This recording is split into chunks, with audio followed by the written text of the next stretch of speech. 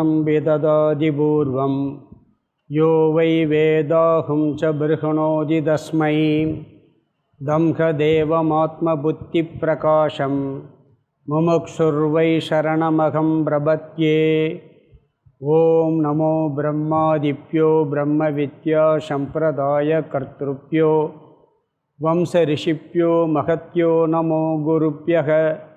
सर्वोपप्लवरहितः प्रज्ञानगणः प्रत्यकर्तो ब्रह्मैवाहमस्मि। ब्रह्मानन्दं परमसुगतं केवलं ज्ञानमूर्तिं द्वन्द्वातीतं गगनसदृशं तत्त्वमस्यादिलक्ष्यम् एकं नित्यं विमलमजलं सर्वदी साक्षिभूतं भावातीतं त्रिगुणरहितं सद्गुरुं तं नमामि। गुरुर्ब्रह्मा गुरुर्विष्णु गुरुर्देवो महेश्वरः गुरुसाक्षात् परं ब्रह्म तस्मै श्रीगुरवे नमः। ॐ सहना भवतु सहनौ भुनक्तु सह वीर्यं करवावहै तेजस्विनावधीतमस्तु मा विद्विषावहै।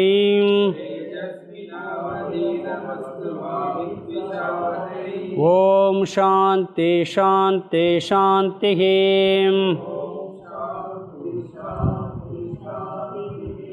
नमः श्री शंकरानंद गुरुपादाम्बुजन्मने सविलास महामोह ग्राहग्रासैक कर्मणे। श्लोकम 66। सत्यं ज्ञानम् अनन्तं चेत् एवं ब्रह्मस्वलक्षणम् उक्त्वा कुहाहितत्वेन घोषेष्वेतत्प्रदर्शितम्। सत्यं ज्ञानमनन्तं चेत् एवं ब्रह्मस्वलक्षणम् उक्त्वा गुहाहितत्वेन घोषेष्वेतत्प्रदर्शितम्। பஞ்சதசி 7வது அத்தியாயம் திருப்தி தீப பிரகரணம் 65 ஸ்லோகம் நம்ம முடிச்சிருக்கோம். ஒரு வாரம் விட்டாலே மறந்து போயிடும். ஒரு மாதம் கேப் விட்டுருக்கு. ஞாபகம் இருக்குமான்னு தெரியல. திருப்பி நீங்கள் பார்த்துருப்பீங்கன்னு நினைக்கிறேன். இருந்தாலும் ஞாபகப்படுத்திக்கலாம் கொஞ்சம். இது 7வது அத்தியாயம் திருப்தி தீபம். இந்த பஞ்சதசியில் ஒரு முக்கியமான அத்தியாயம். இந்த பஞ்சதசி முழுசாக படிக்காட்டாலும் 7வது அத்தியாயம் படித்தா போதும்னு சொல்லுவாங்க. ஆனால் அவ்வளோ விஷயம் இதில் வருது. அது மட்டும் இல்லை, வாழ்க்கையுடைய லட்சியமே திருப்தி தான். எல்லா ஜீவராசிகளும் திருப்தியை தேடிதே ஓடிக்கிட்டு இருக்கு. சோக நிவர்த்தி, திருப்தி, பிராப்தி, இது ரெண்டுதே முக்கியமாக இங்கே விளக்கப்படுது. அதுக்காக அந்த அத்தியாயத்தினுடைய பெயரே திருப்தி தீபம். இதில் இந்த அத்தியாயத்தில் முதல்ல ஒரு சுருதி வாக்கியத்தை எடுத்துக்கிட்டு அதை விளக்குறாரு. அதாவது பிருகதாரண்ய உபனிஷத்தில் 4வது அத்தியாயம் 4வது பகுதி 12வது மந்திரம். ஆத்மானம் சேத் விஜானியாத் அயமஸ்மீதி பூருஷக கிம் இச்சன் கஷ்ய காமாய சரீரம் அனுசம்ஸ்வரே. இது உபனிஷத் மந்திரத்தை அப்படியே முதல் சுலோகமாக போட்டார். அந்த மந்திரத்தை எடுத்து இவருடைய முதல் சுலோகமாக அப்படியே போட்டு அதற்கு விளக்குவதற்காகத்தே விளக்கிட்டு இருக்கார். அதனுடைய ஒவ்வொரு வார்த்தையை எடுத்து விளக்குறார். இதில் முதல் சுலோகம் அந்த சுருதி அப்படியே போட்டார். சுருதினா அந்த உபனிஷத் மந்திரம். 2வது சுலோகத்தில் பிரதிஜ்ஞை பண்ணார். இந்த மந்திரத்தை எடுத்து நான் தெளிவாக உங்களுக்கு புரிகிறது மாதிரி விளக்க போகிறேன் அப்படின்னு சொல்லியிருக்கார். அவர் புரிகிறது மாதிரி விளக்குறேன்னு சொல்லியிருக்காரு. நம்மளுக்கு புரியணும்ல. அதனுடைய பலனையும் சொன்னார். இதை நீங்கள் முழுசாக படித்து தெரிஞ்சுக்கிட்டால் உங்களுக்கு திருப்தி கிடைக்கும்னு சொல்லி அந்த பிரதிஜ்ஞையில் சொன்னார். சொல்லிட்டு பிற பூருஷக அப்படிங்கிற வார்த்தையை எடுத்து முதல்ல விளக்குனார். பூருஷகன்னா ஜீவ தத்துவம். ஜீவன்னா என்ன அப்படின்னு விளக்கும்போது ஜீவன் எப்படி வந்தான்னு சொல்வதற்காக ஈஸ்வரனை சொல்ல வேண்டிய வந்துருச்சு. அவர் ஜீவனை விளக்கணும். ஜீவன் எப்படி வந்தான்னு சொல்லும் பொழுது மாயையிலிருந்து ஜீவன் கற்பிக்கப்பட்டான்னு சொல்லும் பொழுது பிரம்மனிடம் உள்ள மாயையால் ஜீவன் மட்டும் கற்பிக்கப்படவில்லை, ஈஸ்வரனும் கற்பிக்கப்பட்டார். அந்த ஈஸ்வரனிடமிருந்து இந்த ஜீவ தத்துவம் வந்ததுன்னு சொல்லி ஈஸ்வர தத்துவத்தையும் அங்கே சுருக்கமாக விளக்கிட்டார். பூருஷக என்பது ஜீவன், நம்மளுடைய உயிர் தத்துவம். இந்த உயிர் தத்துவம் என்ன அப்படிங்கும்போது சுருக்கமாக சொன்னால் பிரம்மனிடம் மாயைன்னு ஒன்று இருக்குது. அந்த மாயையால் கற்பிக்கப்பட்டது. இப்போ ஜீவன் நம்மளாம் என்னது பொய். முதலே ஒரே அடி அடிச்சிட்டாருங்க. ஜீவன்கிறதே ஒரு கல்பிதம், ஈஸ்வரனுங்கிறதும் கல்பிதம் தான், பிரம்மன் மட்டுமே சத்தியங்கிறத ஆரம்பத்திலே சொல்லிட்டார். சொல்லிட்டு பிறகு அடுத்த வார்த்தை ஆத்மானம் சேத் விசானியாத், ஆத்மாவை நீ அறிவாயாகில். நம்ம எதை அறியணும்? ஆத்மாவை அறிய வேண்டும் அப்படிங்கிறத விளக்கினார். நிறைய விளக்கம் அதுக்கு பார்த்துட்டோம். அப்படி விளக்கும்போது ஆத்மாவை நீ எப்படி அறிய வேண்டும்? கூடஸ்தனாக, அழியாத தத்துவமாக, ஆதார தத்துவமாக, கூடஸ்தனாக நீ அறிய வேண்டும் சொல்லி அதில் நிறைய விளக்கமெல்லாம் பார்த்தோம். அது 7லேருந்து 18 வரைக்கும் சொன்னார். ஆத்மாவை கூடஸ்தனாக அறிய வேண்டும் என்றால் அந்த கூடஸ்தன் எங்கே இருக்கிறான்? அயம் சொன்னாருங்க. அங்கே அயம்ங்கிற ஒரு வார்த்தை, இதுதான். எது? இது. அப்போ அந்த அயம்ங்கிற வார்த்தையை விளக்க ஆரம்பித்தார். அந்த கூடஸ்தன் யார்? அந்த ஆத்மா யார்? இது. இதுன்னா என்ன அர்த்தம்? பக்கத்தில் இருக்குதுன்னு அர்த்தம். அதுன்னா கண்ணுக்கு தெரியாதது. இதுன்னு எதை சொல்லுவான்? கண்ணுக்கு தெரிகிறதையும் இதுங்கிற வார்த்தையை பயன்படுத்துவோம். அப்போ இதுங்கிற வார்த்தையை சொல்லும் பொழுது அதைத்தான் 19லேருந்து 96 வரைக்கும் விளக்கிக்கிட்டு இருக்கிற அந்த விளக்கத்தை தான் நம்ம பார்த்துக்கிட்டு இருக்கோம். இப்போ இதுன்னா முன்னாடி இருக்கிறது, பிரத்யட்சமாக கண்ணுக்கு தெரிகிறது. எங்கே தெரியுது? தெரியலையே.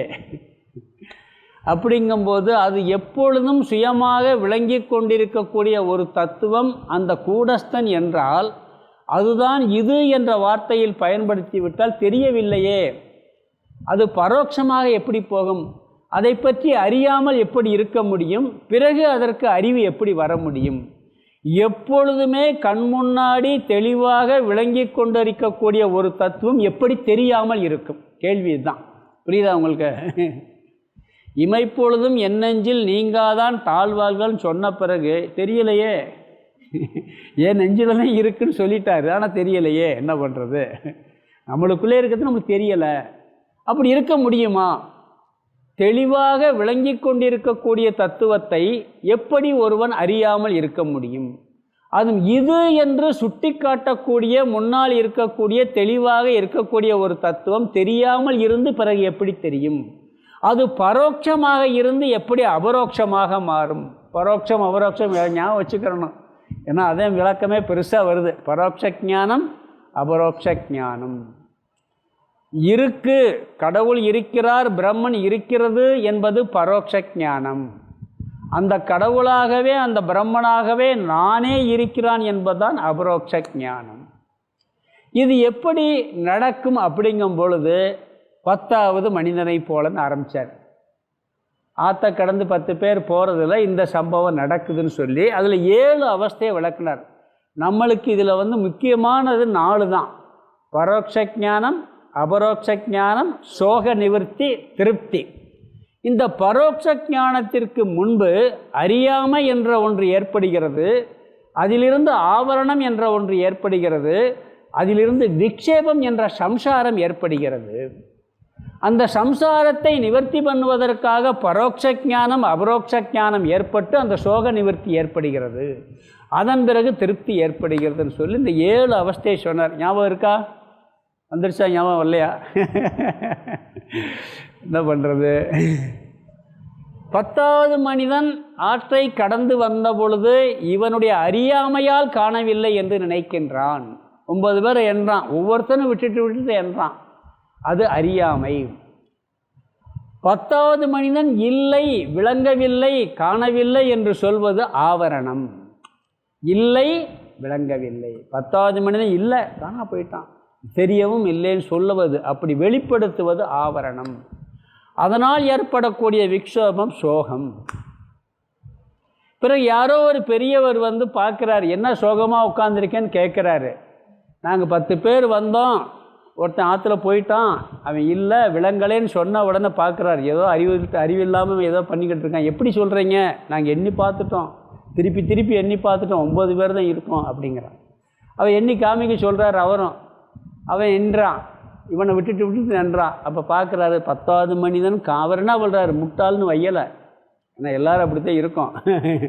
அவர் 10வது மனிதன் தொலைந்து போகவில்லை, 10வது மனிதன் இருக்கிறான் அப்படின்னு சொன்ன உடனே பெரியவர் சொல்கிறாரு, அப்போ அவன் காற்றுல போகலை, எங்கேயோ காற்றுல ஒதுங்கிக்கிது இங்கே இருப்பான் போல நினச்சிக்கிட்டான். அப்போயே அவனுக்கு பாதி சோகம் போயிடுறது. அவனுக்கு என்ன ஆகுது, அதில் 10வது மனிதன் இல்லை என்பது அவனுக்கு நீங்கி விடுகிறது. பிறகு அவர் எண்ணி காண்பித்து, அது விசாரம், அது காண்பிக்கும் பொழுது அவனுக்கு அபரோக்ஷம், அது நானாகவே இருக்கிறேன் என்பது விளங்கவில்லை என்பதும் போகின்றது. பரோட்ச ஞானத்தால் இல்லை என்பதும் அபரோக்ஷ ஞானத்தால் விளங்கவில்லை என்பதும் அவனுக்கு போகிறது. பிறகு சோகம் நிவர்த்தியாகிறது, அதனால் அவன் திருப்தி அடைகின்றான். இது 10வது மனிதன் உதாரணத்தை அப்படியே ஆத்மாவுக்கு அப்ளை பண்ணார். நம்ம அப்படி தான் பார்த்துக்கிட்டு இருக்கோம். அதை போலன்னு சொல்லிட்டு ஆத்மா அதே மாதிரி என்ன ஆகுது, விளங்கவில்லை. ஆத்மா இருக்கிறது, ஆத்மா இல்லை, விளங்கவில்லை. முதல்ல ஆத்மா இப்போ தெரியலை. பிறகு அதனால் நம்ம சம்சாரத்தில் இருந்துக்கிட்டு இருக்கோம், துக்கத்தில். அது விக்ஷேபம் சொன்னார். அதில் விளக்கும் பொழுது இந்த சிதாபாசனே விக்ஷேபம்னு சொன்னார். இந்த விக்ஷேபம் எங்கே வருதுன்னு சொன்னால், நம்மளுக்குள்ள சித்தினுடைய பிரதிபிம்ப அம்சம் ஒன்று இருக்குது. ஆத்மாங்கிறது சித்து, அது மனசில் வெளிப்படுவது. அந்த சிதாபாசனை எல்லாமே விக்ஷேபமே வெளிப்படுது. சிதாபாசனே விக்ஷேபங்கிற வார்த்தையை சொல்லும் பொழுது அவன் என்ன கேட்டான்னா, விக்ஷேபத்துக்கு முன்னாடி 2 அவஸ்தை இருக்கே, ஆவரணம் அஞ்ஞானம் இருக்கே, அப்போ அது சிதாபாசனுக்கு வராமல் ஆத்மாவுக்கு இருக்கான்னு ஒரு கேள்வி கேட்டான். இல்லைப்பா, அது ஆத்மாவுக்கு எப்பயுமே வராது, அது விதை ரூபத்தில் இருக்குது, சம்ஸ்கார ரூபத்தில் இருக்குது. எல்லாமே சிதாபாசனுக்கு தான். நம்ம மோட்சம் அடைகிறது எதுக்கு? சிதாபாசனே அடைகிறோம். துக்கப்படுறதும் சிதாபாசன் தான், பந்தப்படுறதும் மனசில் தான், பந்த நிவர்த்தி அடைகிறதும் மனசில் தான். எல்லாம் அதுலேயும் நடக்குது. அதனால் எல்லாமே சிதாபாசனுக்குத்தான் அப்படின்னு சொன்னார். பிறகு இந்த அஞ்ஞானம் என்பது ஞானம் வந்த உடனே போயிடும். அதில் அந்த ஞானம் எப்படிப்பட்ட ஞானமாக இருக்குது? பரோட்ச ஞானமாகவும் அபரோக்ஷ ஞானமாகவும் இருக்குன்னு சொன்னார். அந்த பரோட்ச ஞானத்தில் அஞ்ஞானத்தினுடைய வெளிப்பாடு ஆவரணம். ஆவரணத்தில் 2 அம்சம் இருக்குது. ஒன்று இல்லை, இன்னொன்று விளங்கவில்லை. ஆவரணத்தில் என்ன இருக்குது? ஆத்மா எங்கே இல்லை, எங்கே இருக்குது? இல்லை, எனக்கு தெரியவும் விளங்கவில்லை, அதனால் இல்லை. எனக்கு விளங்கலை, அதனால் இல்லைன்னு சொல்கிறோம்.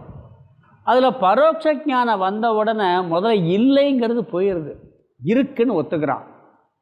பிறகு அந்த விளங்கவில்லை என்பது அபரோக்ஷ ஞானம் ஏற்பட்டவுடன் போகிறது. அப்போ ஞானத்தால் அறியாமை நீங்கினாலும் அந்த ஞானம் 2 வகையான ஞானமாக இருக்கின்றது. ஒன்று பரோட்ச ஞானம், இனி ஒன்று அபரோக்ஷ ஞானம்.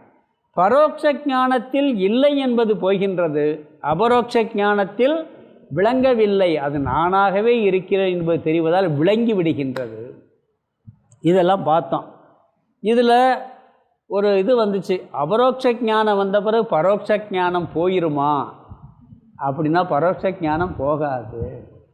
கடவுள் இருக்கிறார், பிரம்மன் இருக்கிறங்கிறது பரோட்ச ஞானம். அப்போ அந்த பிரம்மனாகவே நான் இருக்கிறேன் தெரிஞ்ச பிறகு பிரம்மன் இல்லைன்னு ஆயிருமா?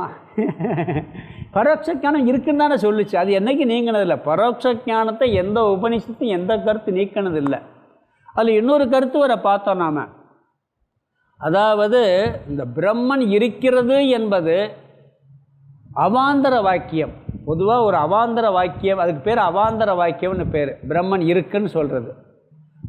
பிறகு பிரம்மனாகவே நான் இருக்கிறேங்கிறது மகா வாக்கியம். இந்த மகா வாக்கியத்திலிருந்து நம்மளுக்கு என்ன கிடைக்குது? ஆத்ம ஞானம் கிடைக்குது, அபரோக்ஷ ஞானம் கிடைக்குது. மகா வாக்கியத்தில் அப்படியே கிடைக்காது, அதை விசாரம் பண்ணால் கிடைக்கும் அப்படிங்கிற கருத்தெல்லாம் நம்ம பார்த்தோம்.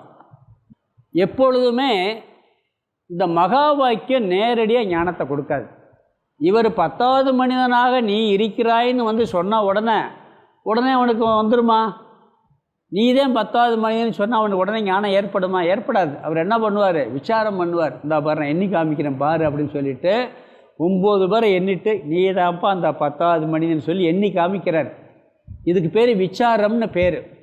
சரி, அதே மாதிரி இன்னொரு நீ என்ன ஒவ்வொருத்தனா எப்படி என்னாலும் இந்த 10வது மனிதன் கிடைத்து விடுகின்றான். இதற்கு பேர் விசாரம்னு பேர். அப்படி விசாரம் பண்ணி எண்ணி காமிக்கும் பொழுது அந்த எண்ணி காமிக்கிறதுக்கு பேர் விசாரம்னு பேர். அது தான் என்பதை அவர் உணர்கின்றான். அப்படி கிடைச்ச பிறகு அந்த ஞானம் இவனை விட்டு போயிருமான்னா என்றைக்கும் போகாது. பிறகு இந்த உபனிஷதங்கள் எல்லாம் சில கருத்துக்கள் வருது. எப்படின்னா எல்லாம் ஞானம் வந்துடும். அப்புறம் அடுத்த அத்தியாயம் ஆரம்பிக்க பிறகு சிருஷ்டியை பற்றி சொல்வார். கடவுள் இருக்கிறார், பிரம்மன் இருக்கிறதுன்னு. அப்போ உடனே இந்த ஏற்கனவே பற்ற அபரோக்ஷ ஞானம் போயிருமான்னா போகாது. அது அப்படியே தான் இருக்கும். இன்னமும் தெளிவடைவதற்காக ஆமாம் சொல்லியிருக்கு, திருப்பி இதிலேருந்து இது நம்மளுக்கு கிடைக்க போகுதுங்கிற எண்ணம் தான் வருமே ஒழிய இந்த கிடைத்த ஞானம் ஒரு நாளும் போகாது. பொதுவாக ஒரு அறிவு வந்துச்சுன்னா சில நேரம் மறந்துருப்போம், ஆனால் உள்ளுக்குள்ளே எங்கேயாவது உட்கார்ந்துருக்கும், இல்லாமல் போகாது. நிறைய பேருக்கு இந்த வேதாந்தத்துக்கு வந்த உடனே ஒரு பெரிய சந்தேகம் வரும். எப்படின்னா இது எல்லாருக்கும் அனுபவத்தில் உண்டு. நிறைய வாழ்க்கையில் நாம் இன்ப துன்பங்களை அனுபவித்து பிறவி சம்சார சக்கரத்தில் உழல்றோம். ஞானம் கேட்குறோம், நல்ல தத்துவத்தை கேட்குறோம், கீதை கேட்குறோம், பகவானுடைய அருளெல்லாம் கேட்கும் பொழுது நம்மளுக்கு தெரியும் நம்ம தேவையில்லாமல் சோகப்பட்டுக்கிட்டு இருக்கோம் அப்படிங்கிறதெல்லாம் புரியுது, தெளிவாக இருக்கும், நல்லாவே புரியும். திடீர்னு அப்படியே உட்காந்துருவோம் சோகத்தில். ஏதாவது ஒரு பிரச்சனை வந்தால் அது வேலை செய்யாது. அந்த ஞானம் என்ன ஆகும்னா உள்ளே இருக்கும், சில நேரம் வேலை செய்யும். அப்போ என்னடா இவ்வளோ தூரம் படித்தோமே அப்படிங்கிற சந்தேகம் கூட சில நேரங்களில் வரும். ஆனால் உள்ளே இருக்க ஞானம் என்றைக்கு போகாது. கொஞ்சம் அதாவது இந்த விபரீத பாவனை வந்து நம்மளை அட்டாக் பண்ணிக்கிட்டே இருக்கும். என்றைக்குமே ஒரு ஞானம் வந்தால் போகாது. நம்ம சின்ன வயசில் படித்த மயப்பாடு மறந்துருக்கலாம், ஆனால் திருப்பி டக்குன்னு ஒரு சுண்டி விட்டோன்னு வந்துடும். நீங்கள் ஒரு பாடல் மனப்பாடம் பண்ணியிருக்கீங்க, நல்ல ஒரு உதாரணத்துக்கு சொல்கிறேன். ஒரு பாடல் மனப்பாடம் பண்ணியிருக்கீங்க. அந்த பாடல் மனப்பாடம் பண்ணுறதுக்கு 10 நாள் ரொம்ப முயற்சி பண்ணி மனப்பாடம் பண்ணியிருக்கீங்க. திருவாசகத்தில் சிவபுராணம் மனப்பாடம் பண்ணியிருக்கீங்க. வச்சுக்கிறோமே, அதை மனப்பாடம் பண்ணி முடிக்க 10 நாள் முயற்சி பண்ணி மனப்பாடம் பண்ணி ஒரு 5 வருஷம் சொல்லிக்கிட்டே இருக்கீங்க. எத்தனை வருஷம்? 5 வருஷம் சொல்லிக்கிட்டே இருக்கீங்க. பிறகு என்ன ஆச்சு? இடையில ஏதோ சூழ்நிலை அது சொல்லவே முடியலை. புரியுதுங்களா? திருப்பி எங்கேயோ ஒரு இடத்துக்கு போகிறீங்க, 5 வருஷம் கழிச்சு ஒரு கேப் விட்டாச்சு 5 வருஷம். அது சொல்லும் போது நம்மளுக்கு ஞாபகத்துக்கே வரல. அவங்க சொன்னால் அப்படியே பிக்கப் பண்ணிக்கிட்டு படிப்போம், ஆனால் முழுசாக படிக்க சொன்னால் வராது. திருப்பி மனப்பாடம் பண்ணுறதுக்கு அதே 10 நாள் ஆகுமா? ஒரே நாளில் மனப்பாடம் பண்ணிடுவீங்க. ஏன்னா உள்ளே இருக்காது. அதனால் அந்த ஞானம் வந்து என்றைக்குமே நம்மளுக்கு பயன்படவில்லைன்னு நினச்சி நம்ம சோர்ந்துடக்கூடாது. அது எப்பயுமே என்ன செய்யும்? உள்ளே இருக்கும், அது போகாதுங்கிறார். எதுக்கு இதை சொல்லணும்? அபரோக்ஷ ஞானம் அடைந்து விட்டால் அது ஒரு நாளும் நம்மை விட்டு போகாது. இல்லாதது மாதிரி தெரியலாம், பல பாவனைகள் நம்மளுக்கு விபரீத பாவனைகள் சம்ஸ்காரங்கள் கொஞ்சம் மறக்கடிக்கலாமே ஒழிய மீண்டும் அது ஒரு தூண்டி விட்டால் போயிடும், டக்குன்னு வெளியே வந்துடுறது. அதை ஞாபகம் வச்சுக்கிறது. பிறகு என்ன பார்த்தான்னு சொன்னால், இந்த பரோட்ச ஞானம் அபரோக்ஷ ஞானம் எப்படி ஏற்படுதுன்னு சொல்லும் பொழுது உபனிஷதங்களில் பிரம்மன் இருந்தது, சத்தாகவே இருக்கிறது அப்படிங்கிறது முதல்ல சொல்லப்படுகிறது. பிறகு தத்துவமசி என்ற மகா வாக்கியத்திலிருந்து அபரோக்ஷ ஞானம் ஏற்படுதுன்னு சொன்னார். பிரம்மன் விஷயத்திலும் சரி, எந்த விஷயத்திலும் அபரோக்ஷ ஞானம் வந்துவிட்டால் போகாது. அது ஆரம்பத்திலேயே இடையிலேயோ முடிவிலேயோ மாற்றி மாற்றி பரோட்ச ஞானம் அபரோக்ஷ ஞானம் சொல்லப்பட்டாலும் கூட போகாது. 10வது மனிதனுங்கிற ஞானம் வந்த பிறகு நடுவில் இருந்து இருந்தாலும் சரி, கடைசியிலேருந்து இருந்தாலும் சரி, 10வது மனுஷன் தான். அதனால் உபனிஷத்தில் இடையில வந்தாலும் சரி, எப்போ படித்தாலும் மீண்டும் அந்த ஞானம் நம்மை விட்டு போகாது அப்படின்னு சொன்னார். பிறகு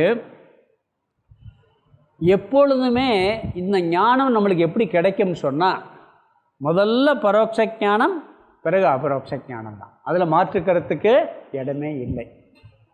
நாமளும் ஆன்மீகத்துக்கு வரும்போது எப்படி வந்தோம்? கடவுள் இருக்கிறார் அப்படின்னு நம்பித்தான் வந்தோம்.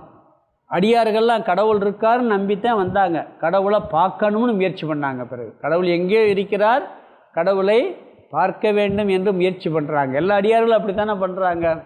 இருக்கும் இடத்தை விட்டு இல்லாத இடம் தேடி எங்கெங்கோ அலைகின்றான் ஞான தங்கமே. பிறகு கடைசியில் இங்கே தான் இருக்கிறான்னு சொல்லி எல்லோரும் உணர்ந்துக்கிறாங்க. அப்போ முதல்ல உபனிஷத் என்ன பண்ணுது, வேதமே பிரம்மன் இருக்கிறது என்று முதல்ல சொல்லிடுது. அதுக்கு பிறகு என்ன, இது பரோட்ச ஞானம். அப்போ எங்கேயோ இருக்கிற அதை நினச்சிக்கிட்டு இருப்பான். பிறகு என்ன பண்ணுது, அது நீயாகவே இருக்கிறாயின்னு சொல்லி மகா வாக்கியத்தின் மூலமாக சொல்லுதுன்னு சொல்லி உபனிஷத் பிரமாணங்களை சொன்னார். 63, 64, 65 தைத்திரிய உபனிஷத் பிரமாணத்தை பார்த்தோம். அதாவது பிருகு மகரிஷி, பிருகுவல்லி, தைத்திரிய உபனிஷத்தில் பிருகுவல்லியில் அவர் என்ன சொன்னார்னு சொன்னால், பிரம்மன் இருக்கிறது அப்படிங்கிற வார்த்தையை சொல்லும் பொழுது இவனுக்கு முதல்ல அப்புறம் பரோட்ச ஞானம் ஏற்படுகிறது. பிறகு அவன் விசாரம் செய்து என்ன பண்ணுறான், ஒவ்வொன்றா விசாரம் செய்து அவன் அபரோக்ஷ ஞானத்தை அடைகிறான் அப்படிங்கிறது தைத்திரிய உபனிஷத்திலே வருது. அப்போ அங்கே என்ன வார்த்தை வந்துச்சுன்னு சொன்னால், அவர் பிரம்மன் இருக்கிறதுன்னு சொல்லிட்டு பிரம்மனாகவே நீ இருக்கிறாங்கிற வார்த்தையை பயன்படுத்தலை. மகா வாக்கியம் அகம் பிரம்மாஸ்மி, தத்துவமசி, பிரஜானம் பிரம்ம, அயமாத்மா பிரம்மன் 4 மகா வாக்கியம் இருக்குது. இதுதே மகா வாக்கியமா அப்படின்னா அது மட்டும் மகா வாக்கியம் இல்லை, அந்த அர்த்தத்தில் தமிழில் சொன்னாலும் மகா வாக்கியம் தான். இமைப்பொழுதும் என்னஞ்சில் நீங்காதான் தாழ்வாழ்கிறது ஒரு பெரிய மகா வாக்கியம். திருவாசகத்தில் சிவபுராணத்தில் நமச்சிவாய வாழ்க நாதந்தால் வாழ்க என்பது பரோட்ச ஞானம். இமைப்பொழுதும் என்னஞ்சில் நீங்காதான் தாழ்வாழ்க என்பது மகா வாக்கியம். அதை விசாரம் செய்தால் அபரோக்ஷ ஞானம் கிடைக்கும். ஏன்னா உள்ளுக்குள்ளே இருக்குன்னு சொல்லிட்டாரா இல்லையா?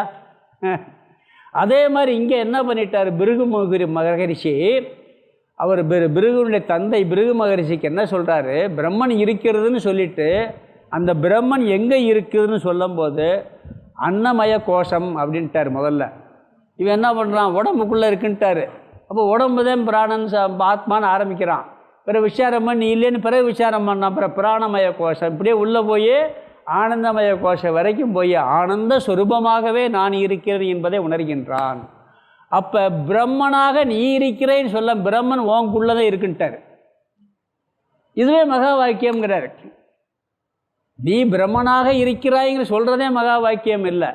அந்த அர்த்தத்தில் எதை சொன்னால் பிரம்மன் இருக்கிற இடத்த சொல்லிட்டார் அவர். அப்போ இவன் என்ன பண்ணுறான், உனக்குள்ளதே இருக்குன்னு சொல்லும் பொழுது அங்கே ஆராய்ச்சி பண்ண ஆரம்பிக்கிறான். ஆராய்ச்சி பண்ண ஆரம்பித்து அதுவே அவனுக்கு மகா வாக்கியமாக அமைந்தது. அதனால் அவன் விசாரம் செய்து அடைந்தான். அதை எப்படி செய்யணும்னு சொல்லி பார்க்கும் பொழுது ஒரே நாளில் வராது. மீண்டும் மீண்டும் தெளிவாக மீண்டும் மீண்டும் விசாரம் செய்து பார்த்தால் நான் பிரம்மஸ்வரூபம் என்பது விளங்கும். அப்போ என்ன பண்ணணும், நம்ம புரிகிறது வரைக்கும் திருப்பி திருப்பி விசாரம் பண்ணணும். புரியலைன்ட்டு போயிட்டோம்னா அவ்வளோதான். அடுத்து வரப்போகுது, அடுத்த ஒரு உபனிஷத்தில் சொல்ல போகிற புரியலைன்னு அசுரர்கள்லாம் போயிடுவாங்க. இதுதான் ப்ரோ, அதோடு நின்றுவான். அடுத்த ஸ்லோகம் அதே வருது, பார்க்கலாம்.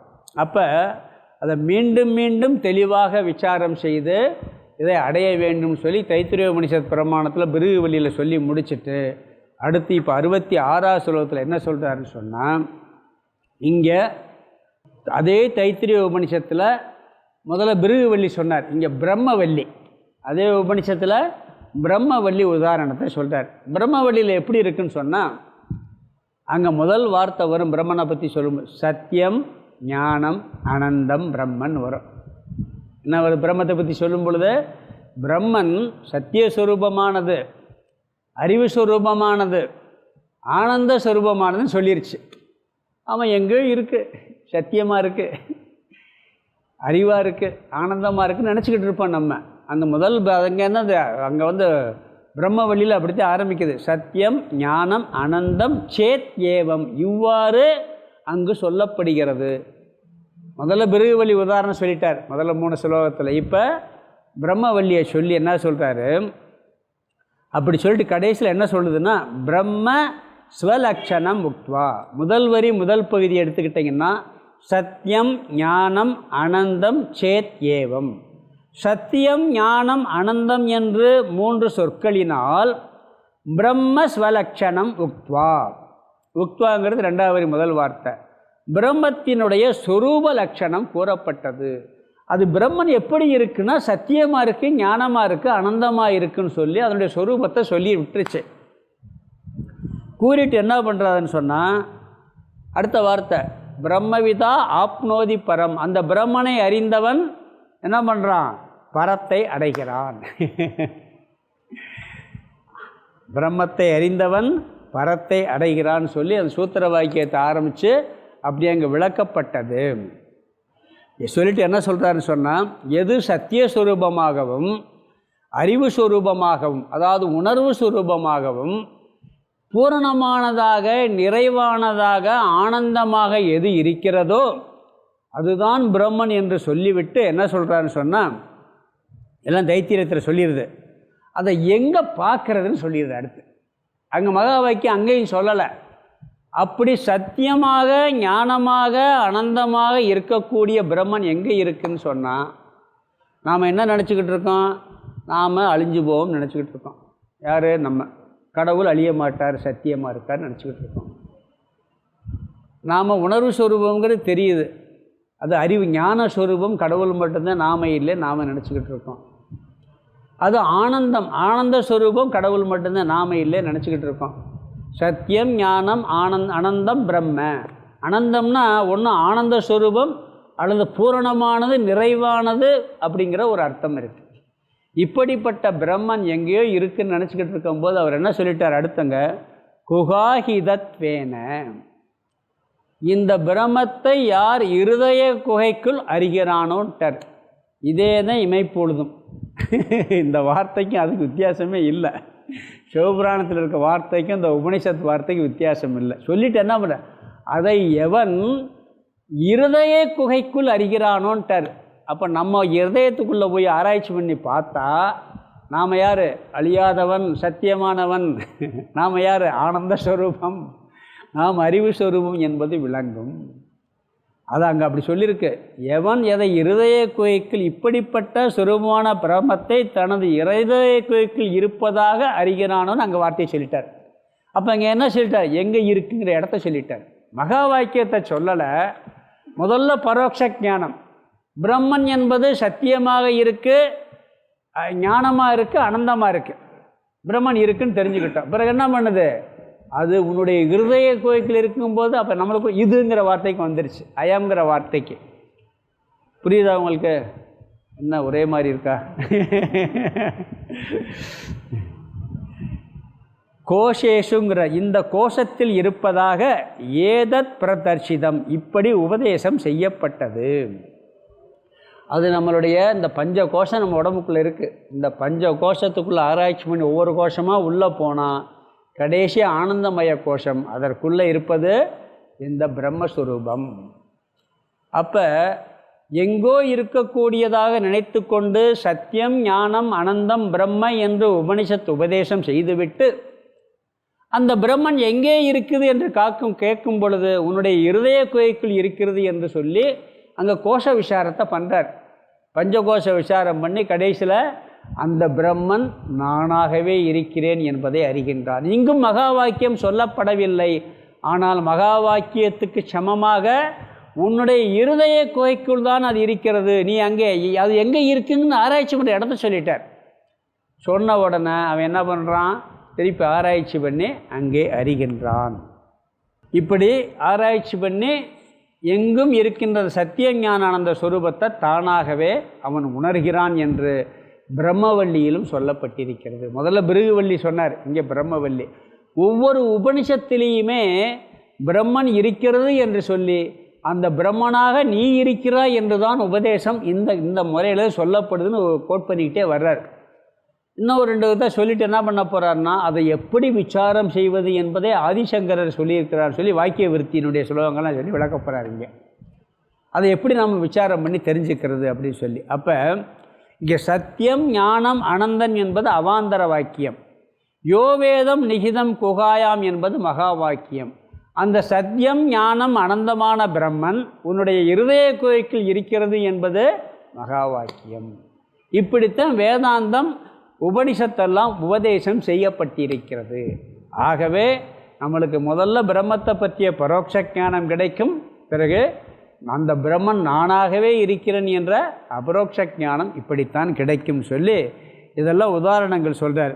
இனி அடுத்து என்ன சொல்ல போகிறாரு? சாந்தோக்கிய உபனிஷத் சொல்ல போகிறார். இந்த ஸ்லோகத்துக்கு அர்த்தத்தை பார்த்துடலாம். சத்தியம் ஞானம் அனந்தம் சேத். சத்தியம் ஞானம் அனந்தம்.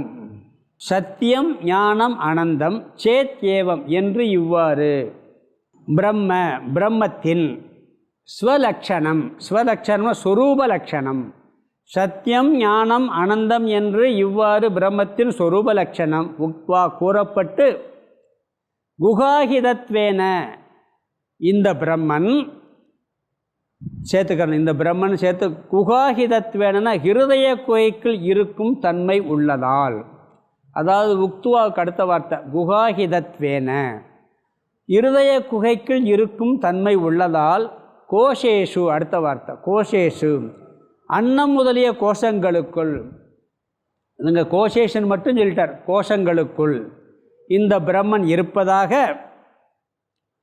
ஏதத்து கோஷேஷு வேதத் ஏதத்து இந்த உபதேசம் பிரதர்ஷிதம் செய்யப்பட்டது. உக்துவான்னா இங்கே கூறப்பட்டு, அதாவது சத்தியம் ஞானம் அனந்தம் என்று இவ்வாறு பிரம்மத்தின் சொரூப லட்சணம் முதல் வரி, உக்துவா ரெண்டாவது கூறப்பட்டு குகாகிதத்வேன இருதய குகைக்குள் இருக்கும் தன்மை உள்ளதால் அன்னம் முதலிய கோஷங்களுக்குள் இந்த பிரம்மன் இருப்பதாக இந்த உபதேசம் ஏதத் இந்த உபதேசம் பிரதர்ஷிதம் செய்யப்பட்டது. நீங்கள் இந்த நிறைய சர்ச்சில் எல்லாம் பார்க்கலாம், சத்தியம் ஜீவனுமாக இருக்கிறான் இருக்கு, சத்தியம் ஞானமாக இருக்கிறார், அதான் சத்து சித்தாக இருக்கிறாருங்கிற வார்த்தை அது பார்த்தீங்க. சத்தியமும் ஜீவனாக இருக்கிறார் போட்டிருக்கு, பார்த்துருக்கீங்களா? சத்து சித்த ஆனந்தத்தை விட்டாங்க அவங்க, சேர்த்துக்கிட்டால் நல்லா இருந்திருக்கும். இதே வாக்கியம்தான், வேறு ஒன்றும் இல்லை. அந்த சத்து சித்தாக பிரம்மன் இருக்கிறார். சித்தன அறிவு ஸ்வரூபம், ஜீவஸ்வரூபம், ஜீவன உணர்வு ஸ்வரூபம். அப்படி இருப்பது தான் இந்த பிரம்மன். அது இருதய குகைக்குள் இருக்கிறதுங்கிறத அறிய வேண்டும் என்று சொல்லிவிட்டார். அடுத்து 67 படிக்கலாம். இதில் ரெண்டாவதுல அபரோக்ஷி கர்த்து மிச்சம் இருக்கு, மிச்சன்னு படிக்கணும். படிக்கும்போது பரோக்ஷேன விபுத்யேந்திரோ ய ஆத்மேத்யாதி லக்ஷணாத் அபரோக்ஷி கர்த்துமிச்சன் சதுர்வாரம் குரும் யயௌம் பரோக்ஷேன விபுத்யேந்திரோம் ய ஆத்மேதியாதி லக்ஷணாத் அபரோக்ஷி கர்த்துமிச்சன் சதுர்வாரம் குரும் யயௌம். இங்கு சாந்தோக்கிய உபனிஷத்தில் 8வது அத்தியாயத்தில் ஒரு கதையின் வாயிலாக பரோட்ச ஞானம் பிறகு அபரோக்ஷ ஞானம் கிடைக்குதுன்னு வருது. அங்கே இந்திரனும் விரோஜனன்கிறவன் அசுரர்களுடைய ஒரு பிரதிநிதி, இந்திரன் தேவர்களுடைய பிரதிநிதி. 2 பேர் என்ன நினைக்கிறாங்கன்னா, போய் ஞானத்தை கேட்கணும்னு சொல்லி தத்துவத்தை தெரிஞ்சுக்கணும்னு சொல்லி பிரம்மாவை போய் போகிறாங்களாம். யார்? இந்திரனும் விரோச்சனன் 2 பேரும் போகிறாங்க. கதை அப்படித்தான் அங்கே ஆரம்பிக்குது. போகும்பொழுது அவர் என்ன சொல்கிறாரு, பிரம்மா ஆத்மாவை அறிகிறதுனால என்ன பலன்லாம் கிடைக்குன்னு முதல்ல கூறுறாரு. 2 பேரும் அணுகி கேட்குறாங்க, அந்த ஆத்மா பிரம்மனை அறிவது எப்படி அப்படின்னு கேட்கும் பொழுது ஆத்மாவை ஆர்வம் பண்ணி கேட்குறாங்க. அவர் என்ன சொல்கிறாரு, கண்ணில் எது தெரியுதோ அது ஆத்மான்றார். முதல்ல என்ன சொல்கிறாரு, கண்ணில் எது தெரியுதோ அது ஆத்மா. இப்போ எதிர்த்து 2 பேர் நிற்கிறான், என் கண்ணில் அவர் தெரிவார், அவர் கண்ணில் நான் தெரிவேன். அப்போ கண்ணில் யார் தெரியுது, அந்த உடம்பு தான் தெரியும். அப்போ திருப்பி என்ன கேள்வி வரும்னு சொன்னால், அப்போ கண்ணாடியில் தெரிகிறது தண்ணியில் தெரிகிறதெல்லாம் என்னன்னு சொன்னால், எல்லா இடத்துலையும் தெரிகிறதெல்லாம் ஆத்மாதேன்ட்டார். அவர் என்ன பண்ணுறாரு, எல்லா இடத்துலையும் தெரிகிறதில்ல, எல்லா இடத்துலையும் இருப்பது ஆத்மான்னு சொல்லிட்டார். இவன் என்ன பண்ணுறான், அசுரர்கள் தலைவன், எல்லா இடத்துலையும் நம்ம கண்ணாடியில் பார்த்தா யார் தெரிகிறா, நம்ம உடம்புதான் தெரியுது. கண்ணாடியில் பார்த்தா தெரியுது, தண்ணியில் பார்த்தா தெரியுது, கண்ணில் பார்த்தா தெரியுது. அப்போ இந்த உடம்பு தான் ஆத்மான்ட்டு போயிடுறான். யார்? அசுர தலைவன். இந்திரனும் போயிடுறான். அப்படி 2 பேரும் என்ன பண்ணுறாங்க, இந்த உடம்பு தான் இப்போ ஆத்மா, அதனால் இந்த உடம்பை பாதுகாக்கணும். உடம்பை நல்லா பாதுகாத்து உடம்புக்கு என்னென்ன சௌகரியம் வேணுமோ அதெல்லாம் செஞ்சுக்கிட்டால் போதும் அப்படின்னு அவருக்கு என்ன பண்ணிடுறான், எல்லாம் உடம்பை பாதுகாத்து உடம்பை அழியாமல் வைக்கிறதுக்கு உடைய தவத்தில் யார் பண்ணுறான், அவன் பண்ணி அவன் அங்கே உபதேசம் பண்ண ஆரம்பிச்சிடான். அசுரர்கள் தலைவர் விரோஜனன் என்ன பண்ணுறான், அப்போ உடம்பு தான் ஆத்மா, நீ உடம்பை எவ்வளோ பக்குவமாக பார்த்துக்கிறையோ அதுவே போதும். அதுக்கு பேர் ஆசூர உபனிஷத்துன்னு பேரான், உடம்பே ஆத்மான்னு சொல்கிறதுக்கு. ஆனால் இந்திரன் கொஞ்சம் புத்திசாலி, யோசிக்கிறான், அது எப்படி உடம்பு மாறிக்கிட்டே இருக்கே, இதுக்கு உடம்பு அழிஞ்சு போயிருமே, எல்லாத்துக்கும் அழியுது, உடம்பு ஆத்மாவை இருக்க முடியாதுன்னு சந்தேகம் வருது அவனுக்கு. நீங்கள் சொன்னீங்க எனக்கு உடம்பு ஆத்மாவை இருக்க முடியாது, திருப்பி வந்து கேட்குறான். பிறகு ஒரு அடுத்து பிராணன் அப்படிங்கிறார், இப்போ ஒவ்வொன்றா சொல்கிறார். அப்புறம் அது ஆத்மாவாக இருக்குமான்ட்டு போய் இப்படி ஒவ்வொன்றா கேட்டு திருப்பி திருப்பி திருப்பி ஆராய்ச்சி பண்ணி 4 தடவை வர்றான். மீண்டும் மீண்டும் வந்து கடைசியில் உண்மையான தத்துவம், எல்லாவற்றிற்கும் ஆதாரமான அழியாத தத்துவம் ஆத்மாங்கிறத இந்திரன் உணர்ந்துக்கிறானா. அவன் என்ன பண்ணிட்டான், உடம்போடு போயிட்டான். ஆசுரோபனிஷத்து முதல்ல ஒரு பரோட்ச ஞானத்தை சொல்கிறாரு, அவன் பரோட்ச ஞானத்தை வச்சுட்டு இதுதான்ட்டு அவன் போயிடுறான். அவன் அதுக்கு பிறகு என்ன பண்ணுறான், இந்திரன் வந்து விசாரம் செய்கின்றான். மீண்டும் மீண்டும் வந்து விசாரம் செய்து சந்தேகங்களை எல்லாம் கேட்ட பிறகு அவன் இதற்கெல்லாம் ஆதாரமான அழியாத ஆத்ம தத்துவத்தை உணர்கிறான் சொல்லி அங்கே உபனிஷத்தில் வருது அந்த கதை. அதனால் அசுரர்கள் என்ன பண்ணுறான், இந்த உடம்பு தான் ஆத்மான்னு அதிலே தவமெல்லாம் பண்ணி இந்த உடம்பை பாதுகாக்கிற விஷயத்தில் போயிட்டான். இவன் அப்படி இல்லை, விசாரம் பண்ணுறான். அது இருக்க முடியாது, புத்தியை தீட்டி அது உடம்பு ஆத்மாவாக இருக்க முடியாது, எல்லா உடம்பு அழியுதே அப்படிங்கிறதுலாம் கொஞ்சம் புத்தி வந்து பிறகு ஒவ்வொன்றா ஆராய்ச்சி பண்ணி 4 தடவை வர்றானான். இப்படி 101 வருஷம் பிரம்மாட்டிருந்து இந்த அறிவை பெற்றான்னு சொல்லி இருக்குது. நாங்கள் எப்படி சாமி ஒரே வருஷத்தில் இதெல்லாம் பெற்றுக்கிறது கதை அதெல்லாம். இந்த காலங்கிறதெல்லாம் கணக்கே கிடையாது. காலத்தெல்லாம் பார்த்திங்கன்னா காலமே ஒரு கற்பனை தான். காலங்கிறதே நல்ல இந்த கால தத்துவம்லாம் புரிச்சு 1000 கோடி வருஷம் நம்மளுக்கு தூசி மாதிரி தெரியும். 1000 கோடி வருஷம் கூட சொல்லிட்டு போட்டோம். கனவுல வந்து பார்த்திங்கன்னா பெரிய கனவாக இருக்கும், விழிச்சு பார்த்தா படுத்து 5 நிமிஷம் தான் ஆகிருக்கும். அப்போ அவ்வளோ பெரிய கனவு அவ்வளோ நேரத்தில் எப்படி போச்சு, பகவானுடைய கனவு தான் இது. அதுவும் இந்த ஸ்பேஸ்லாம் சொல்கிறாங்க, ஸ்பேஸில் பேசுனா டைம் வயசு எல்லாம் வித்தியாசம் ஆகிருங்கிறார். ஏதோ ஒரு கதையில் படித்தேன், அவர் போயிட்டு வருவாராம், இங்கே வந்தால் எத்தனையோ கல்பம் போயிருக்குமா. அவர் போயிட்டு ஒரு 20 வருஷத்தில் திரும்பிடுவாராம் அவருடைய கால கணக்கு. இப்படி இங்கே வந்து பார்த்தா அது 100,000 ஜென்மம் போயிருக்கும். அப்போ அவர் இருக்கும்போது ஆளுகள்லாம் 30 அடியில் உயரத்தில் இருந்திருப்பாங்களாம், இப்போ 10 அடியில் இருந்திருப்பாங்க. ஏன்னா கல்பம் போயிடுச்சு. இப்போ நம்மலாம் 6 அடி கூட இல்லை. மகாபாரத காலத்தில் கொஞ்சம் 10 அடி 12 அடி இருப்பாங்கன்னு சொல்கிறாங்க. அந்த ஒவ்வொரு கல்பத்துலேயும் ஹைட்டு வெயிட்டெல்லாம் கூடுமா. அந்த அரண்மனையெல்லாம் பழைய அரண்மனையெல்லாம் பார்த்தா ஹைட்டாக வீடுகள்லாம் பெருசு பெருசாக இருக்குன்னு சொல்லுவாங்க. இப்படி வந்து பார்த்தா அவனுக்கு அதிசயமாக இருக்கான் எல்லாமே. அந்த வெளியே போயிட்டு எங்கேயோ பிரம்மலோகம் போயிட்டு வந்து பார்த்ததால ஒரு கதையெல்லாம் இருக்குது. அப்படி அந்த காலத்தை பற்றியெல்லாம் 101 வருஷம் இவர் பெற்றார்னா நம்ம எப்படி இப்போ இந்த ஜென்மத்தில் கிடைக்காது அப்படின்னு நம்ம நினச்சிடக்கூடாது. திருப்பி திருப்பி இவர் வந்து அந்த அபரோக்ஷ ஞானத்தை பெற்றார்னு அந்த உபநிஷத்தில் வருது. எதுக்கு இதெல்லாம் சொல்கிறாருன்னா, முதல்ல பிரம்மன் இருக்குது அப்படின்னு சொல்லித்தான் ஆரம்பிக்கிறாங்க. அப்புறம் இந்த உடம்புன்னு சொன்னால் உடம்புக்குள்ளே தேடணும், அதுக்குள்ளே அப்புறம் ஒவ்வொன்றா ஆராய்ச்சி பண்ணி போகிறது. இப்படி தான் உபதேசமே ஆரம்பிக்கப்பட்டிருக்கு. இப்படித்தான் நம்ம இந்த தத்துவத்தை புரிஞ்சு ஞானத்தை அடைய முடியும்னு எல்லா உபனிஷத்தும் சொல்லியிருக்குன்னு சொல்லி இங்கே உதாரணத்தை காட்டுகின்றார். முதல் வரி ஸ்லோகத்தை பார்த்தீங்கன்னா, முதல் வரி முதல் வாக்கியத்தில் பாரோக்ஷியேன விபுத்திய இந்திரக, இந்திரன் பரோட்சமாக அறிந்து. இந்திரன் என்ன பண்ணுறான், முதல்ல பிரம்மாட்ட உபதேசத்தை கேட்டு பிரம்மன்கிறத பரோட்சமாக அறிந்து. எந்த வாக்கியத்தில் அறிந்தான்னு சொன்னால், முதல் வரி 2வது ய ஆத்மா இத்தியாதி லக்ஷணாத்து, எந்த ஆத்மா இப்படிப்பட்ட லட்சணத்தை கூறுகின்ற வாக்கியத்தில் இருந்து, அதாவது எந்த ஆத்மா ய ஆத்மா என்கின்ற இத்தியாதி இப்படிப்பட்ட லட்சணத்தை கூறுகின்ற வாக்கியத்தில் இருந்து. அந்த கதையில் அப்படி வருது, அதை கோட் பண்ணுறார் இவர். ஏன்னா ஸ்தூல சரீரம் தான் ஆத்மான்னு முதல்ல வருவான், பிறகு சூக்ஷ்ம சரீர ஆத்மான்னு நினைப்பான், பிறகு ஆனந்த ஒவ்வொன்றா பண்ணி சூக்ஷ்ம சரீரத்துக்கு ஆதாரமாக இருக்கக்கூடிய தத்துவம் தான் ஆத்மாங்கிறது அங்கே இந்திரன் புரிஞ்சுக்கிறான். அதை இங்கே சொல்கிறார். ஒவ்வொரு முறையும் குருவை அடைந்து அவன் அறிவை தெளிவுபடுத்தி இந்த ஞானத்தை பெற்றான்னு சொல்லி அந்த உபநிஷத்தில் வருது.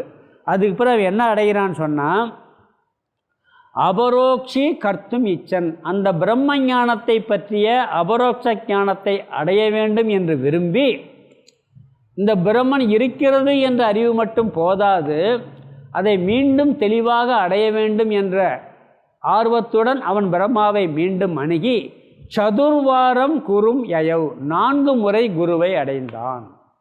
ஒவ்வொரு இடையும் போயிட்டு வர்றான், இதுதான் ஆத்மாவாக இருக்குமான்ட்டு போகிறான், அப்புறம் ஆராய்ச்சி பண்ணி அப்புறம் சந்தேகம் வருது, திருப்பி வர்றான், இப்படி 4 முறை சதுர்வாரம் குரும் யயவ், 4 முறை குருவை அடைந்தான். மீண்டும் மீண்டும் குருவை அடைகின்றான். விசாரம் செய்து மீண்டும் விசாரம் செய்து அவன் அபரோக்ஷ ஞானத்தை அடைகின்றான். நம்ம வேதாந்தம் படிக்கும்போது சிரவண காலத்திலே அபரோக்ஷ ஞானம் அடைஞ்சிடும். பிறகு விபரீத பாவனையெல்லாம் எப்படி வருது, அதை எப்படி நீக்கிறதுக்கெல்லாம் வித்யாரண்யர் பின்னாடி விளக்க போகிறார். இங்கே நல்லா சிரவணம் பண்ணும்போது அபரோக்ஷ ஞானம் கிடைச்சாலும் கூட விபரீத பாவனை நம்ம டிஸ்டர்ப் பண்ணுது, அதெல்லாம் அடுத்து விளக்க போகிறார், பின்னாடி பார்க்க போகிறோம். அடுத்த ஸ்லோகத்தில் வேறொரு சுருதி வாக்கியம் சொல்கிறார். இந்த ஸ்லோகத்துக்கு அர்த்தம் பார்த்துடலாம். பாரோக்ஷியேன விபுத்யேந்திரோ, பாரோக்ஷியேன விபுத்யேந்திரோ, அந்த கடைசி வார்த்தை இந்திரக, இந்திரோன்னா இந்திரக இந்திரன், அதுக்கு அடுத்த வார்த்தை ஆத்மா, எந்த ஆத்மா இத்தியாதி லக்ஷணாத், அதை பிரித்தோம்னா ஆத்மா இத்தியாதி லக்ஷணாத்து, இத்தியாதி லக்ஷணாத்துனா 80 முதலான லட்சணத்தை கூறும் வாக்கியத்திலிருந்து, இந்திரன் எந்த ஆத்மா 80 முதலான லட்சணத்தை கூறும் வாக்கியத்திலிருந்து, அங்கே ஆத்மான்னு ஆரம்பிக்குது உபனிஷத்தில், அதனால் இங்கே சொல்லியிருக்கார். அந்த ஒரு வரியமும் டச் பண்ணி விட்டுறார் அவர். 80 முதலான லட்சணத்தை கூறும் வாக்கியத்திலிருந்து முதல் வார்த்தை பாரோக்ஷியேன, பரோட்சமாக, விபுத்திய அறிந்து, பிறகு 2வது வரியில் அபரோக்ஷி, பிறகு அதை அபரோக்ஷமாக கர்த்தும் அடைய வேண்டும், இச்சன் என்று விரும்பி, அடைய வேண்டும் என்று விரும்பி, சதுர்வாரம் 4 முறை குருவை யயவ் அடைந்தான், நாடி சென்றான். அங்கே அப்படி இருக்குது. முதல்ல அவர் என்ன சொல்லிட்டாரு, எந்த ஆத்மான்னு சொல்லி ஆரம்பித்து உபதேசத்தை ஆரம்பிக்கிறார். அதில் அவனுக்கு இவன் உடம்புன்னு சொல்லி இவன் வந்துடுறான். இவர் திருப்பி போய் அந்த ஞானத்தை பெற்றான். இங்கே சாந்தோக்கிய உபனிஷத்து, அங்கே யார் சிஷ்யர்கள், இந்திரன், விரோச்சனன் முதல்ல உடம்புதான் ஆத்மான்ட்டு வந்துடுறான். இவர் என்ன பண்ணுறாரு, திருப்பி போய் 4 முறை போய் எது ஆத்மாங்கிற பரோட்ச ஞானத்தை அடைகிறார். இந்த சாந்தோக்கிய உபனிஷத்துல தத்துவமசிங்கிற வார்த்தை வருது. இந்த உபனிஷத்தில் தான் தத்துவமசி, நீ அதுவாக இருக்கிறாய்ங்கிற வார்த்தை, இந்த மகா வாக்கியம் வரும் சாந்தோக்கிய உபனிஷத்தில். இங்கே முதல்ல இதெல்லாம் என்ன பண்ணுறாரு, இப்படியெல்லாம் முதல்ல மகா வாக்கியம் சொல்ல, இப்படி அடைஞ்சான்னு சொல்லிடுறார். அடுத்த இதுகளில் தத்துவமசிங்கிற மகா வாக்கியம் அங்கே வருகிறது. அடுத்து 68 படிக்கிறோம். ஆத்மாவா இதமித் யாதவ் பரோக்ஷம் பிரம்ம லக்ஷிதம் அத்யாரோப அபவாதாப்யாம் பிரஜ்ஞானம் பிரம்ம தர்ஷிதம். ஆத்மாவா இதமித் யாதவ் பரோக்ஷம் பிரம்ம லக்ஷிதம் அத்யாரோபாபவாதாப்யாம் பிரஜ்ஞானம் பிரம்ம தர்ஷிதம். இது ஐத்திரேய உபனிஷத். இங்கே சாந்தோக்கியத்தில் தத்துவமசி வருது, ஐத்திரேயத்தில் அயமாத், இது பிரஜ்ஞானம் பிரம்ம. இங்கே எப்படி வருதுன்னு சொன்னால், அந்த ஐத்திரேய உபனிஷத் மகா வாக்கியம் ஆரம்பத்தில் வரவே வராது, கடைசியாக சொல்வார். பிரஜ்ஞானம் பிரம்மங்கிற வார்த்தை கடைசியாக வரும். முதல்ல எப்படி வருதுன்னா, ஆத்மாவா இதம் அக்ர ஆஷித்துன்னு வருது. அங்கே அங்கே எப்படி வருது? ஆத்மாவா இதம் அக்ர ஆஷித்துன்னு வருது. அதை இங்கே எப்படி சொல்கிறாருன்னா, ஆத்மாவா இதமித் யாதவ், ஆத்மாவா என்ற இப்படிப்பட்ட வாக்கியத்தில்ட்டார். இந்த முதல்ல அந்த ஒரு வார்த்தையை மட்டும் சொல்லி ஐத்திரிய உபனிஷத்தில் இப்படிப்பட்ட வாக்கியமெல்லாம் இருக்குது. அந்த வாக்கியத்தின் அர்த்தம் என்னன்னா, முதல்ல ஆத்மா மட்டும்தான் இருந்துச்சுன்னு சொல்லுது. உபனிஷத்து எப்படி ஆரம்பிக்குது? ஆத்மா இருந்துச்சு, ஆத்மா மட்டுமே இருந்தது, அதாவது பிரம்மன் மட்டுமே இருந்தது என்று பரோட்சமாக அந்த ஆத்ம தத்துவத்தை, பிரம்ம தத்துவத்தை எங்கள் அறிமுகப்படுத்துது எங்கள் ஐத்திரேய உபனிஷத்தில். பாருங்கள் எத்தனை உபனிஷத்தை கொண்டு வந்திருக்கிறாருன்னு. யார்? வித்யாரண்யர். அதனால தான் பஞ்சதசி படித்தா எல்லா உபனிஷத்தும் படித்த மாதிரி ஆயிரும். கொஞ்சம் புத்தியை தீட்டணும், கொஞ்சம் புத்திக்கு வேலை கொடுக்கணும், டல் அடிக்கும். எவ்வளோ உபனிஷத்து வந்துச்சு பார்த்தீங்களா? இதுக்குள்ளே ஒரு 5-6 ஸ்லோகத்துக்குள்ளே இத்தனை உபனிஷத்து கருத்தில் கொண்டு வர்றார். அங்கே பரோட்ச ஞானம், ஆத்மா மட்டுமே இருந்ததுன்னு முதல்ல பரோட்சமாக சொல்லிருச்சு, அறிமுகப்படுத்திருச்சு. சொல்லிவிட்டு அங்கே என்ன பண்ணுதுன்னா, அது சொல்கிறார் முதல் வரி 2வது வாக்கியம், பரோட்சம் பிரம்ம லட்சிதம், பிரம்மன் பரோட்சமாக குறிப்பிடப்பட்டுள்ளது. அங்கே எப்படி ஆத்மா மட்டுமே இருந்தது என்று பிரம்ம தத்துவம் பரோட்சமாக எங்கோ இருக்கிறது மாதிரி குறிப்பிடப்பட்டது. அதாவது சிருஷ்டிக்கு முன் ஆத்மா மட்டுமே இருந்தது அப்படின்னு நாங்கள் சொல்லிவிட்டு என்ன பண்ணுவார்னா, சிருஷ்டியை சொல்ல ஆரம்பிச்சிடுவார். மகா வாக்கியம்லாம் வராது. சிருஷ்டியை பற்றி நிறைய சொல்லி, இந்த சிருஷ்டியெல்லாம் சொல்லி இப்படிலாம் சிருஷ்டி வந்துச்சுன்னு சொல்லி, இந்த சிருஷ்டிக்கு ஆதாரமாக பிரம்மன் அப்படின்னு சொல்லி அந்த தத்துவமெல்லாம் வருது. அப்படி தான் நம்மளும் சொல்கிறோம். உபனிஷத்து அப்படித்தான் சொல்லுது. சிருஷ்டியெல்லாம் சொல்லி எல்லாத்தையும் காமிக்கும். இதுக்கெல்லாம் ஆதாரம் பிரம்மன் அறிமுகப்படுத்தும். இந்த சிருஷ்டிங்கிறது உண்மையில் இருக்கா இல்லையான்னா இல்லை. ஆனால் உபனிஷத்து என்ன சொல்லுது? பிரம்மன் இருந்துச்சு, அதில் மாயை இருந்துச்சு, பிறகு ஆகாசம் வந்துச்சு, பூமி காற்று வந்துச்சு, அக்னி வந்துச்சு, ஜலம் வந்துச்சு, பூமி வந்துச்சுன்னு சொல்லி உபனிஷத்து எல்லாம் வந்துச்சுன்னு சொல்லிட்டு அப்புறம் ஒன்றுமே வரலன்னு சொல்லிட்டு இந்த வந்துச்சுன்னு சொல்கிறதுக்கு பேர் அத்தியாரோபம், ஏற்றுவிக்கப்படுதல். ஏன்னா முதல்ல நீங்கள் இதெல்லாம் இல்லைன்னு சொன்னால் யாருக்கா வருமா? கண்ணு முன்னாடி இருக்கிறத போய் இல்லைன்னு எப்படி வந்துச்சுன்னு ஆர்வமாக கேட்போம். இதெல்லாம் எப்படி வந்துச்சுன்னு சொன்னோன்னா ஆகாசம் முதல்ல வந்துச்சு, அது இப்படியே கேட்டுக்கிட்டே கடையில் இதெல்லாம் கல்பிதம் கடைசியாக கொண்டு போய் முடிக்கும். இதுக்கு பேர் அத்தியாரோப அபவாத ஞானம் சொல்லுவாங்க. முதல்ல என்ன பண்ணுது? சிருஷ்டியெல்லாம் அழகாக சொல்லி அப்படியே வர்ணனை பண்ணி இது அப்படி இருக்கு, எல்லாம் மித்தியாப்பா, எல்லாம் ஒரு தோற்றமேன்னு சொல்லி கடைசியில் கொண்டு போய் நீக்கி விடும். அதுக்கு பேர் அபவாதம் சொல்லி கடைசியில் அதுக்கு ஆதாரமான பிரம்மன், அதுவே நீ பிரஜானம் பிரம்மன் கொண்டு போய் முடிக்காங்க. அது எங்கே இருக்குது? உணர்வு உள்ளதே இருக்குது. அத்தியாரோப அபவாதாப்பியாம், அத்தியாரோபம் செய்து அபவாதம் செய்யப்பட்டது. அங்கே உபனிஷத்தில் அப்படி தான் பண்ணியிருக்கு. முதல்ல என்ன பண்ணியிருக்கு? பிரம்மன் இருக்குன்னு சொல்லி அந்த பிரம்மனிடமிருந்து எல்லா சிருஷ்டியும் வருகிறது என்று சொல்லி பிறகு அதை நீக்கப்பட்டு பிறகு என்ன பண்ணுது? பிரஜானம் பிரம்ம தர்ஷினம், அந்த ஆத்மாவே அந்த பிரம்மன் என்று காட்டப்பட்டது, உணர்வே பிரம்மன் என்று காட்டப்பட்டது. கொஞ்சம் யோசித்து பார்த்தா புரியும். உணர்வுன்னு ஒன்று இல்லைன்னா ஒன்றுமே கிடையாது. யோசிச்சு பாருங்கள். உணர்வு இல்லாட்டி எதாவது இருக்கா? ஆழ்ந்த உறக்கத்தில் உணர்வு வெளிப்படலை, உலகம் இருக்கா நம்மளுக்கு? ஒருத்தன் அன்கான்சியஸில் இருக்கான். கான்சியஸ்னு என்ன? உணர்வு. அன்கான்சியஸ் என்ன? உணர்வற்ற தன்மை. அவனை பொறுத்தவரை உலகம் இருக்கா? உலகம் இருக்கா அவனை பொறுத்தவரையில்? அவனுக்குள்ள எனக்கு இருக்குல்ல, எனக்கே இருக்கு. உணர்வு இருக்கிறதுனாலவே இருக்குது. உணர்வு என்பது இல்லை என்றால் இந்த பிரபஞ்சம் அனைத்துமே இல்லை. உணர்வில் அனைத்தும் கற்பிக்கப்பட்டவை. உண்டத்துக்கு போடுற மாதிரி இருக்கு. பிரஜானம் பிரம்ம, உணர்வே பிரம்மன். அந்த உணர்வு எங்கே இருக்குது? ஏண்டத்தே இருக்குது. உணர்வு இல்லாட்டி நான் பேச முடியுமா? உணர்வு இல்லாட்டி நான் இருக்கேன்னு சொல்ல முடியுமா? உணர்வில் வெளிப்படுகிறது. எப்படி சொல்லுது பாருங்க, கொஞ்சம் கஷ்டமாக தான் இருக்கும்.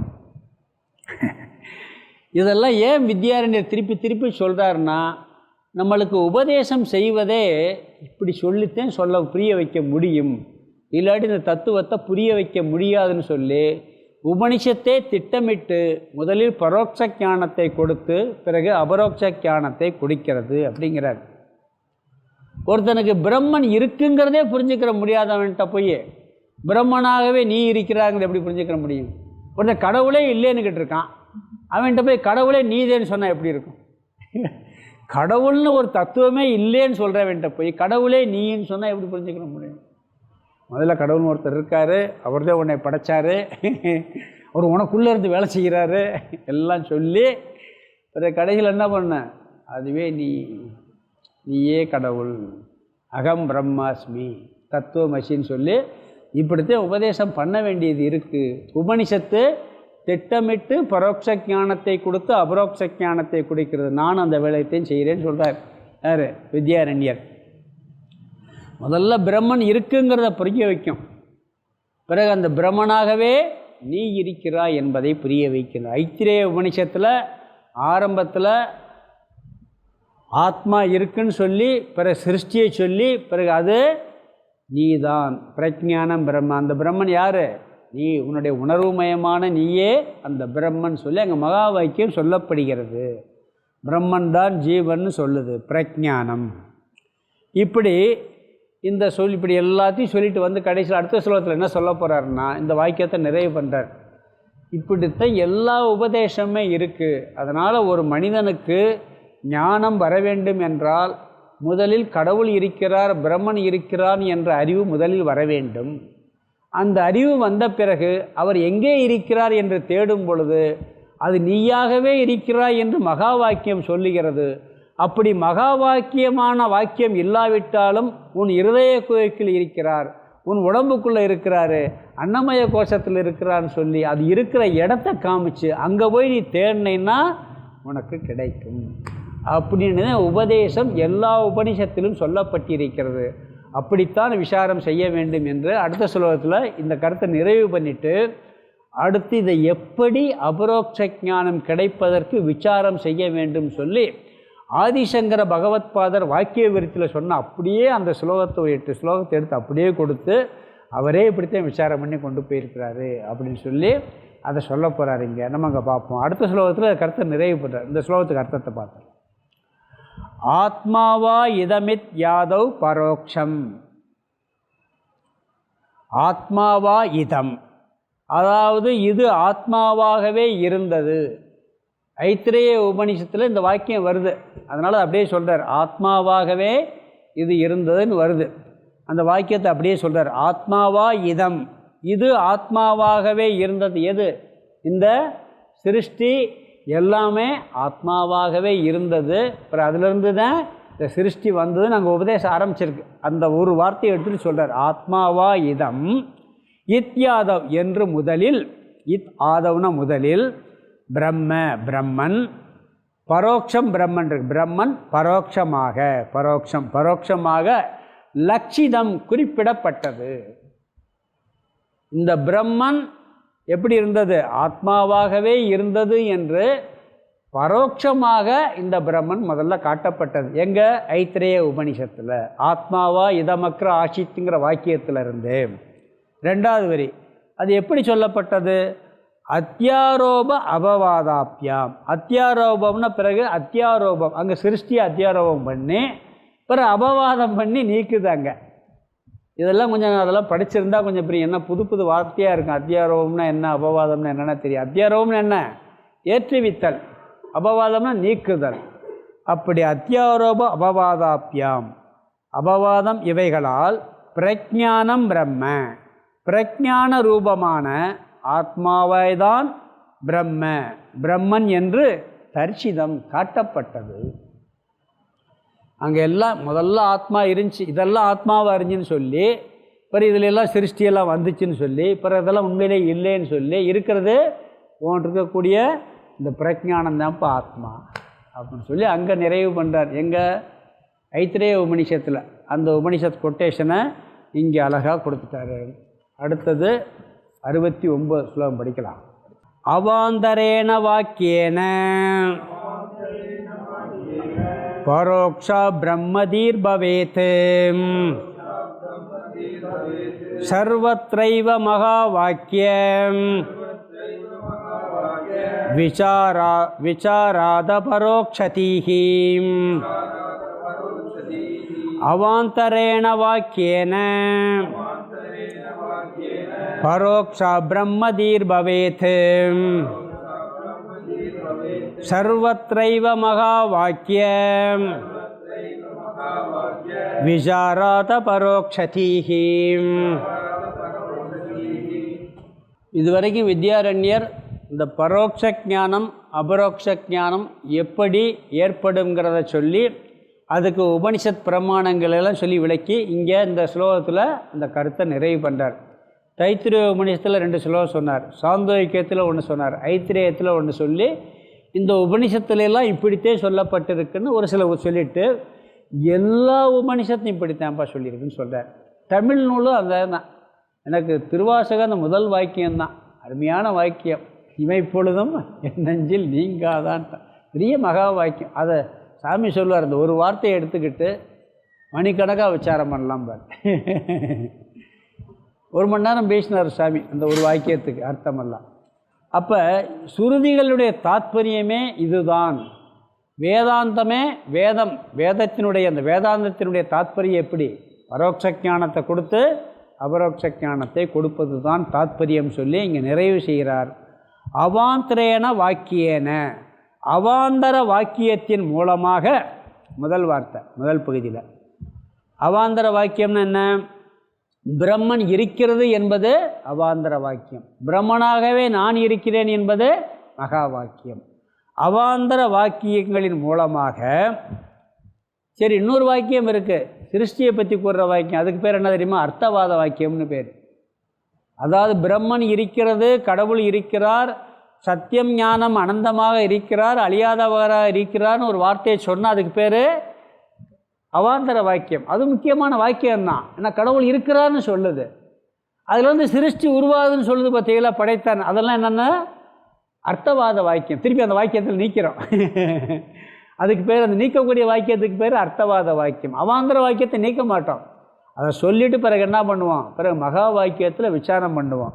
அதனால் என்ன சொல்கிறார்? அவாந்தரேன வாக்கியேன, அவாந்தர வாக்கியத்தின் மூலமாக. பிறகு என்ன சொல்கிறாரு? பிரம்மன் இருக்கிறது என்ற வாக்கியம், இதெல்லாம் அவாந்தர வாக்கியம். ஆனால் பிரம்மன் தான் ஆத்மான்னு சொல்கிற வாக்கியம் முக்கியமான வாக்கியம், அது மகா வாக்கியம். அதுக்காக மற்ற வாக்கியம்னா கீழான வாக்கியம் நினச்சிடக்கூடாது, அமுக்கியமான வாக்கியம் நினச்சிடக்கூடாது. அதாவது தாத்பரிய வாக்கியங்கள் இருக்குது பார்த்தீங்களா, தாத்பரிய வாக்கியங்களையே அவாந்தர வாக்கியம் மகா வாக்கியம் 2ஆக பிரிக்கிறோம். பிரம்மன் இருக்கிறதுங்கிறது அவாந்தர வாக்கியம், பிரம்மனாக நான் இருக்கிறேன் என்பது மகா வாக்கியம். இது 2மே தாத்பரியமான வாக்கியம். சிருஷ்டியை பற்றி கூறுற வாக்கியமெல்லாம் அர்த்தவாத வாக்கியம். ஏன்னா அந்த வாக்கியத்தை நீக்கிடுவாங்க. அது முதல் வரி 2வது பகுதியில் சொல்கிறாரு, பிரம்மதி பரோக்ஷா பவேத்து, பிரம்மத்தை பற்றிய ஞானம் பரோட்சமாக இருக்கும்.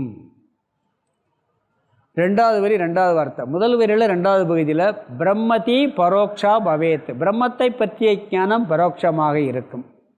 பிறகு 2வது வார்த்தை மகா வாக்கிய விசாராத், மகா வாக்கியத்தை விசாரம் செய்து பார்த்தால் அபரோக்ஷதி பவேத்து, பிரம்மத்தை பற்றிய அபரோக்ஷ ஞானம் ஏற்படும். சர்வத்திர ஏவ, எல்லா இடத்திலும் இப்படித்தான் சொல்லப்பட்டிருக்கிறதுன்னு நிறைவு பண்ணுறார். அதான் எல்லா உபனிஷத்திலும் இதே மாதிரி தான் சொல்லப்பட்டிருக்கு. முதல்ல கடவுள் இருக்கார், பிரம்மன் இருக்கார்னு சொல்லி உபதேசம் பண்ணி, பிறகு சிருஷ்டியை பற்றியெல்லாம் சொல்லி அர்த்தவாத வாக்கியமெல்லாம் சொல்லி அதெல்லாம் நீக்கிட்டு கடைசியில் அந்த பிரம்மனாகவே நீ இருக்கிறாய் என்று தான் எல்லா உபனிஷதங்களும் முடிக்கிறது. பரோட்ச ஞானம், பிறகு அபரோக்ஷ ஞானம். அது இந்த மகா வாக்கியத்தில் அப்படியே கிடைக்காத அபரோக்ஷ ஞானம் விசாரம் செய்து பார்த்தால் தான் கிடைக்கும். அதை எப்படி விசாரம் செய்வது என்பதை அடுத்த ஸ்லோகத்தில் சொல்ல போகிறாரு. இந்த ஸ்லோகத்தில் நிறைவு பண்ணுறார். விஷயம் அவ்வளவுதான். ஸ்லோகத்தை அர்த்தத்தை டக்குன்னு சொல்லி முடிச்சிடுறது. சர்வத்ரைவ, அதாவது சர்வத்ரைவ 2வது வரி முதல் வார்த்தை, எல்லா இடத்திலேயுமே. 2வது வரி முதல் வார்த்தையை முதல்ல எடுத்துக்கணும். எல்லா இடத்திலேயுமே அவாந்தரேன வாக்கியன, அவாந்தர வாக்கியத்தின் மூலமாக பரோக்ஷா பிரம்மதீகி, பிரம்மதீகின்னா பிரம்மத்தை பற்றிய ஞானம், பிரம்ம தீகின்னா ஞானம் அர்த்தம், தீகின்னா பிரம்மத்தை பற்றிய ஞானம். பரோக்ஷா, பரோட்சமாக பவேத் இருக்கும், ஏற்படும். எல்லா உபனிஷத்துலையும் முதல்ல பிரம்மத்தை பற்றிய ஞானம் பரோட்சமாக சொல்லப்படுகிறது. இதுதான் முதல் வரியினுடைய அர்த்தம். ரெண்டாவது வரி மகா வாக்கிய, சர்வத்திரைவங்கிறத சொல்லிடுச்சு. மகா வாக்கியத்தை விசாராத், விசாரம் செய்து பார்த்தால் அபரோக்ஷதீகி, அபரோக்ஷ ஞானம், பவேத்துங்கிறத சேர்த்துக்கணும், ஏற்படும். பிரம்மஞானத்தை விசாரம் செய்தால் அபரோக்ஷ ஞானம் ஏற்படும். என்ன சொல்கிறாருன்னா, எல்லா சுருதியினுடைய தாத்பரியம் என்ன? முதல்ல பரோட்ச ஞானம், பிறகு மகா வாக்கியத்தை விசாரம் செய்து பார்த்தால் அபரோக்ஷ ஞானம். நீ அடுத்த சுலோகத்தில் இருந்து அதை எப்படி விசாரம் செய்வது அப்படிங்கிறத கருத்து சொல்லப்படுறார். இதெல்லாம் கொட்டேஷனாக கொடுத்துட்டார். இனிமேல்தே விசாரத்தை பற்றி வரப்போகுது. தத்துவமசிங்கிற வார்த்தையை எடுத்துகிட்டு வாக்கிய விருத்தியில் ஆதிசங்கரர் எப்படி விசாரம் செஞ்சார்னு அப்படியே சொல்ல போகிறாரு. நம்ம அடுத்த வகுப்பில் பார்க்கலாம். ஓம் பூர்ணமத பூர்ணமிதம் பூர்ணாத் பூர்ணமுதச்யதே பூர்ணஸ்ய பூர்ணமாதாய பூர்ணமேவாவசிஷ்யதே. ஓம் சாந்தி சாந்தி சாந்தி. ஹரிஹி ஓம் ஆதிகுருநாத சுவாமிக்கு ஜெய்.